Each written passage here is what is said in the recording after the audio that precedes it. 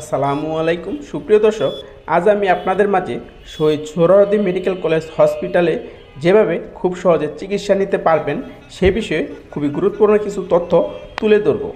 Shaheed Suhrawardy medical college হসপিটালটি একটি সরকারি medical college hospital. এটি ঢাকার শেরেবাংলা নগরে অবস্থিত।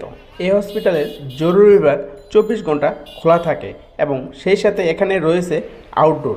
এখানে প্রতিদিন আউটডোরে বিশেষজ্ঞ চিকিৎসকগণ রোগী দেখে থাকেন। এখানে আউটডোরে রোগী দেখাতে চাইলে প্রথমে আসতে হবে, ঢুকতেই পাবেন আপনার টিকিট কাউন্টার। এই যে দেখতে পাচ্ছেন পুরুষ টিকিট কাউন্টার, অপোজিটে রয়েছে মহিলা টিকিট কাউন্টার। এখানে 10 টাকা মূল্যের টিকিট কেটে সিরিয়াল ধরে রোগী দেখাতে হবে। এখানে যে আগে আসবে সেই আগে টিকিট পাবে। হসপিটাল মেন গেট দিয়ে প্রবেশ করতেই সামনে মিলে টিকিট কাউন্টার ও আউটডোর। এখানে